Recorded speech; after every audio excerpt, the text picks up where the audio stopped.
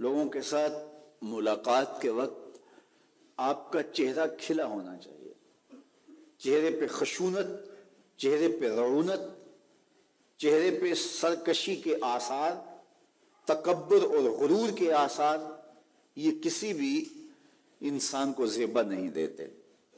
تکبر صرف اللہ کی شان ہے، اور اس کے اسماء مبارکہ میں سے ایک اسم مبارک متکبر ہے۔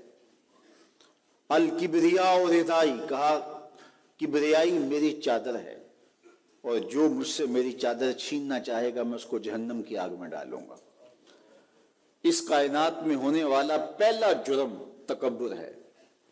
جب ابلیس کو آدم علیہ السلام کے سامنے سجدہ کرنے کا حکم دیا گیا تو اس نے کہا کہ میں تو سجدہ نہیں کروں گا۔ ابا واستکبر وکان من الکافرین، اس نے انکار کیا بوجہ تکبر، اور تکبر رائی کے دانے کے برابر بھی اللہ کو پسند نہیں ہے۔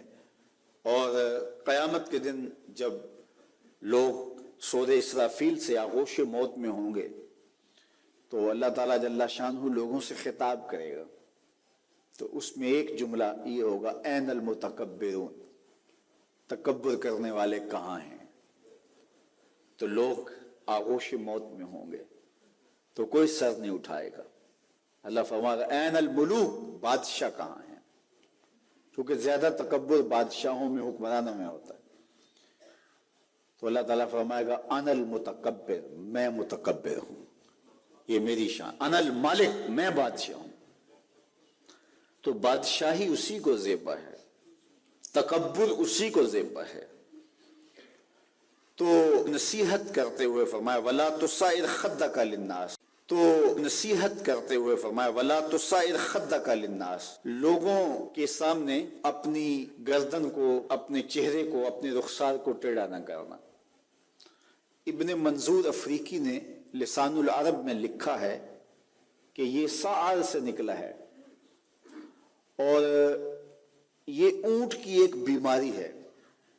جس طرح بندوں کو لقوہ ہو جاتا ہے، اس کا منہ ٹیڑھا ہو جاتا ہے، تو اونٹ کو ایک بیماری لگتی ہے، تو جب وہ بیماری اس کو لگ جائے تو اس کی گردن ٹیڑھی ہو جاتی۔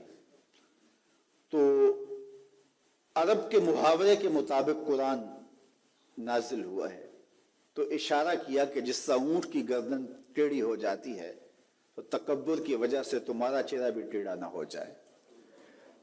یہ تمہارا چہرہ اچھا نہیں لگتا، اس پہ خشونت، اس کے اوپر غصہ، اس چہرے کے اوپر جو ہے وہ وحشت اچھی نہیں لگتی، اس چہرے کے اوپر تبسم اور مسکراہٹ اچھا لگتا ہے۔ یہ چہرہ ہنستا ہوا گلاب جیسا ہی اچھا لگتا ہے۔ تو اپنے رخسار کو ٹیڑھا نہ کرو، اپنے لہجوں کو خوبصورت بناؤ، آنے والے سے خندہ پیشانی سے ملو، اور لوگوں کے ساتھ تمہارے رویوں کی خوبصورتی تمہارے چہروں سے دکھائی دے۔ علامہ آلوسی کہتے ہیں کہ بعض کا بندہ کسی کے سامنے بچھ ہی جاتا ہے، عجز، عاجزی، انکساری، یہ انسانی وصف ہونے چاہیے، لیکن کسی کے لیے اس طرح انسان بس جھکتا ہی جائے کہ اس کی عزت نفس بھی باقی نہ رہے اور وہ احساس کمتری میں مبتلا ہو جائے، تو یہ بھی انسان کے لائق نہیں ہے۔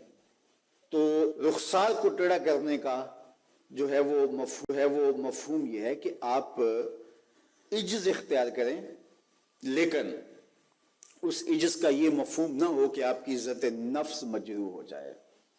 حکام کے سامنے، شہنشاہوں کے سامنے، بادشاہوں کے سامنے کچھ لوگوں کے رویے اس قدر ہوتے ہیں کہ ان کی غلامانہ ذہنیت ان کے عمل سے، ان کے رویوں سے اور ان کے انداز ملاقات سے ٹپکتی ہے۔